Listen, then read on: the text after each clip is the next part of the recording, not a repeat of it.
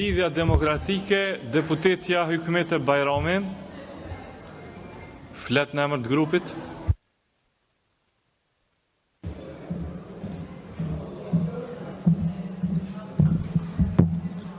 Faleminderit shumë, i nderuar kryetar, të nderuar kolegë deputet, ministër, të nderuar qytetar të vendit.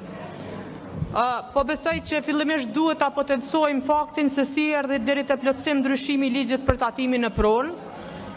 Qeveria gjatë vitit e kaluar ka leju që të bëhen vlerësime të pronave në kushtet të një inflacioni enorm duke mos reflektu fare. U përmendë dhe me herët që qytetarëve të vendit nuk u janë rritur pagat. Të paktën atë që e dim dhe që është evidente, asnjë pagë në sektorin publik nuk është rrit. Ndërkohë që qeveria me vlerësimin që e bëri, Departamenti i Tatimit në pronë, në kuadër të Ministrisë së Financave, arriti që të rrisë vlerën e pronave në kushtet e inflacionit deri në 100%. Kjo vlerë për pronat e bizneseve është rritur shumë fesh ma shumë. Andaj që nga fillimi, ne si grup parlamentar i Lidhjes Demokratike të Kosovës edhe përmes përfaqësuesit tonë që e kemi në Komisionin për Buxhet, Financa, Punë dhe Transfere, kemi propozuar që një vlerësim i tillë të pezullohet dhe tatimi në pronë të faturohet sipas vlerësimeve të mëparshme. Mirë, po kjo nuk ka ndodhur. Ju lutem. Ajo çka ministri Murati ka insistuar që nga fillimi është që të mbahet vlerësimi i cili është bën në kushtet e inflacionit enorm dhe qytetarëve të ju falen 100 euro. Fillimisht ministri Murati pati insistu në komision, por edhe në seanca që një gjë e tillë mund të bëhet bile edhe pa ndërhyrjen e parlamentit, duke menduar që këtë mund ta bëjnë kuvendet komunale dhe janë vidot, mos me flis mbrapa se mund ta keni fjalën, por nuk e bëri një gjë të tillë. Kryetar, apo e dëgjon? Lutem qetësi. Apo e dëgjon? Kryetar, ministri Murati sapo tha që e përmendi fjalën mos rrej, dhe unë nuk jam duke rrejt se janë vidot. Ky ministër ka propozu që mund të falen 100 euro nga kuvendet komunale. E keni shty kuvendin komunal të Gjilanit, e ka marrë vendimin kuvendi komunal i Gjilanit për me i falë 100 euro. Dhe mandej e këthyn zyre, të kanë tregu ekspertat ligjor që një gjë e tillë nuk bëhet, je ule ke bë ligjin. Unë nuk po rrej. Nëse dikush po rren këtu, ai jeni ju. Edhe përderisa kryetari kuvendit nuk ta tërheq vërejtjen, mu më lejohet që me të kundërvy me gjuhën e njëjtë. Për ndryshe nuk është në kulturën time që me i thonë dikuj mos rrej. Kështu që ti nderumi ke fitu votat të ju premtu rinis kosovare që keme ju ofru banesa ka 120 euro kisti. Atyne të cilët sot e paguin qiran 300 euro, ti ju ke thonë që për 10 vite ju keni me u bo me banes, sepse keni me pas banesa 120 herë 120, 120 euro në mujt, për 120 muj ju ke thonë që kemi me u bo me banes. Ju ke thonë tjerëve që nëse doni ma të mdoja ka me pas edhe banesa 150 herë dhe 150. Dhe sot çka po bën? Apo do me thonë që edhe këtu po rrej? Nuk po rrej. Ti ke marrë votat të premtu që ka me pas banesa me kiste 150 herë 150, 120 herë 120. Po sot e ke sjell ligjin për me rrit tatimin e pronë për 100%. Qysh e ke rrit çmimin e energjisë elektrike, qysh nuk ke arrit asnjëherë me të hek të veshen prej produkteve bazë të cilën e ke premtu. Ke thonë që me mu ka me qenë ma lirë qumshti, ma lirë buka, ma lirë vaj, ma lirë sheqeri sepse ka me largu të veshen. Dhe askush nga opozita nuk të ka ndalu me bën një gjatë të tillë, po sot çmimet janë enorme. Edhe nuk është e vërtet ajo që e thoni për ligjin për çmimet avans, sepse ajo ka pas me i dëmtu bizneset e vogla. Dhe sot me ligjin të cilin ju e keni propozu, zoti Murati, ju tentoni që t'ju vështërsoni jetën bizneseve.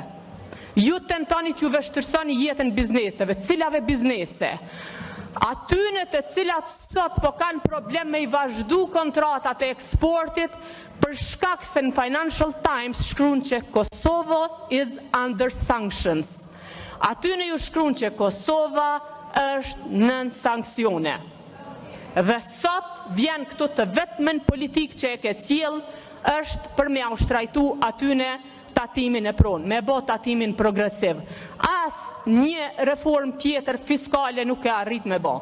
Ti nderuar edhe sot e kësaj dite e ke një drejtor i cili që një vit e gjys është pa mandat dhe ta udhëheq administratën tatimore të Kosovës. Apo do me thonë që po të pengon opozita? Jo, nuk po të pengon, je thjesht i pa aftë. A e dini që ky minister ende është duke mbajt fondet e komunave të bllokume? Për Parim Rama, kryetar i Kryeqytetit, në 2 studio televizive javën e kalume tregoi që Ministri i Financave 180 projekte janë bën të bllokume.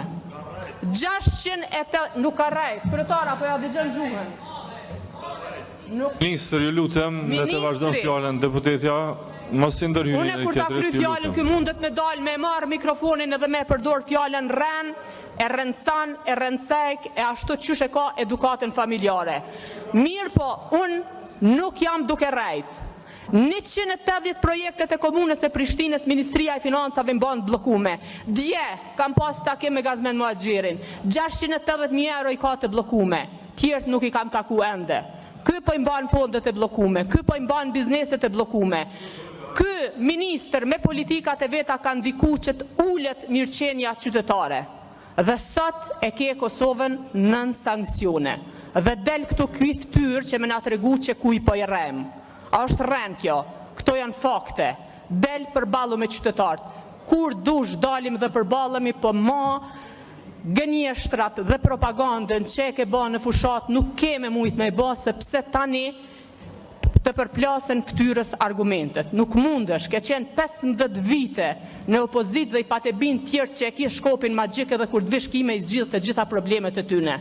Po ajo që ka ke bë, i ke shtrajtu produktet ushqimore, e ke shtrajtu energjinë elektrike, e ke rrit tatimin e pronë për 100%, e ke fut Kosovën nën sanksione. Miqtë e Kosovës që për 3 dekada tjertë më shumë mund e kohë i kanë fitu, ti ke kthy në armiqtë të saj dhe në miqtë të Serbisë. Dhe këto nuk janë gënjeshtra, unë nuk përrej, këto janë fakte me të cilat ti dush me pas fytyrë sot, me dalë me u përball edhe me ju kërku falje qytetarëve dhe votuesve tu. Ju falenderit. Vetëm për disa falenderit të nderuar kryetar, kërkova fjalën pra për disa sqarime në lidhje me disa gjërat pasakta që u thanë sa i përket projekt ligjit në fjalë. Pra, u tha që po dyfishohet apo po rritet tatimi, është e pavërtet. Qeveria as nuk ka marrë deri më sot asnjë vendim, sepse tatimi në pronë është politikë komunale, pra shkalla tatimore përcaktohet në nivelin komunal. Shumica e komunave e ka në nivelin më të ulët të mundshëm që është 0.15%. Mirë po, me gjitha të përcaktohet në nivelin komunal. Me këtë projekt ligj, çfarë kemi propozuar është që për vitin aktual, 2023, të zvoglohet barra e tatim paguesve për secilin deri në 100 euro, apo atë sa është vlera e faturës për vitin aktual. Kjo pra prek 95% të qytetarëve apo të tatim paguesve. Çështja e dytë ka të bëjë me periudhën kalimtare për vitin e ardhshëm, ku pragu prej 0.15% ulet në 0.10% për të gjithë. Dhe për vitin 2025 e tutje është propozuar që të ketë tatim progresiv, pra të përshkallëzuar, e ku me lirimet e përfshira për pronën primare rezidenciale të azëm, duhet të arrihet vlera prej 275.000 euro e pronës, ose të tejkalohet kjo vlerë në mënyrë pra që të filloj dikush të paguaj më shumë. Pra kushdo që është nën vlerën 275.000 euro të pronës banim primar, i bie të paguaj më pak me tatimin e përshkallëzuar. Ky është pra synimi. Deri më tani, çka ka ndodhur është sikur dikush që ka pas një banesë ose banim primar, sikur dikush që i ka pas 20 banesa si ndërtimtare i ka marrë pashit në mënyrë që të ndikoj në mungesë të ofertës dhe kësaj artificialisht të mbojnë çmimin e lartë, kanë paguar njësoj tatim. Këto po tentojmë me ndryshu, dhe në momentin kur ati që i mbar 20 banesa pashit si investitor, sepse do me bloku tregun, i bëhet më shtrejt, pa tjetër që ka me ilshun treg, dhe kësaj pra dikon edhe në reduktimin e çmimit, dhe është pozitive për ata që kanë nevojë realisht të blejnë banesa, pra ai halli që u përmendi qytetarëve që kanë mungesë banimit, pra do të mundsohet që të ketë banim më të përballueshëm edhe për ta, sepse do të ketë ofertë më të madhe në treg, sepse do të bëhet më shtrejt për t'i mbajt, për t'i bloku pra stokun e banesave të pashitura. Ky është synimi, tash e di që për disa tregtar apo ndërtimtar mund edhe të preken këto interesa sepse tentojnë që ta mbajnë artificialisht apo të manipulojnë me çmimin dhe ka edhe deputet që mund përfaqësojnë grupe të tilla të interesit, mirë po ne kemi premtuar si qeveri, e kemi thënë që synimi ynë është që sa i përket politikave tatimore do të ketë progresivitet, sa i përket qytetarëve do të ketë përballueshmëri të çmimeve. Dhe ky është synimi që rregullohet me këtë ligj. Faleminderit. Replik Hykmeti Bajrami.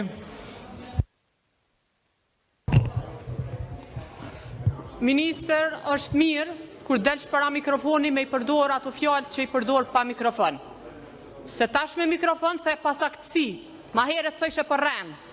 Kështu që bënu burr, fjalën që e thu pa mikrofon, thuj edhe me mikrofon. Mos u fshe. E para, nuk janë pasaktësi. E ke rrit vlerën e një banese të njerëzve të pensionum në qendër të qytetit prej 30.000 euro, deri në 120.000 euro. 30.000 e ka pas vlerën ma herët, ja ke bohë 120.000. Ata banese nuk e kanë shitje. Ja ke ullë pragun prej 0.15 në 0.10, po prapi bie që ata kanë me pagu shumë fish çmimat lartë. Edhe sa i përket konceptit tonë me ullë çmimet e banesave. O minister, ku i ke kry shkollën? Çka ka ndodhë kështu? Apo të mbanë ligjërata dhe Jona Mihalja? Nuk ulen çmimet të i rrit tatimet, kërkon botë s'ka ndodhë. As një produkti nuk e ullet çmimit të i rrit tatimin. Duhet me bo politika fiskale, ambient të favërshëm, edhe duhet me pas konkurueshmëri për me ullë çmimi, duhet me pas punësim, njerëz duhet me pas paga. Sot prej presionit ton njerëz po lëshojnë punën e administratën publike, përballu me realitetin. Sot i ki 150.000 qytetarë ma pak në vend. Për atë arsye, do me thonë, nuk ka kërkes për banesa dhe nuk mundesh me ullë çmimin të i rrit tatimet. Nuk ka ndodhë kjo kur. Ata që dojnë me ullë çmimet i ullin tatimet. Kështu që e ki shumë gabim.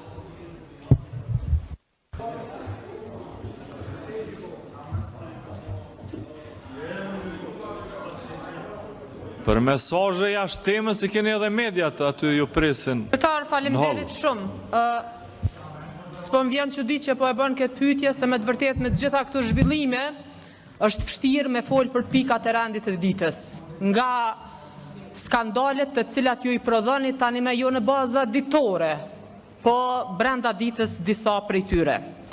I nderuar kryetari i Kuvendit, dola për të thënë këtu që si grup parlamentari i Lidhjes Demokratike të Kosovës, përkundër gjitha këtyre zhvillimeve kemi vendosur që të votojmë për antarin e Këshillit të Cilësisë, për arsye se agjencionit e akreditimit i ka humbur korumi dhe janë me 10 programe të Universitetit të Prishtinës dhe të universiteteve publike, të cilat po presin për akreditim e janë me 10 mira maturant të cilët po presin që të hapen konkurset për pranimin në universitete publike për të studiu pa kosto monetare.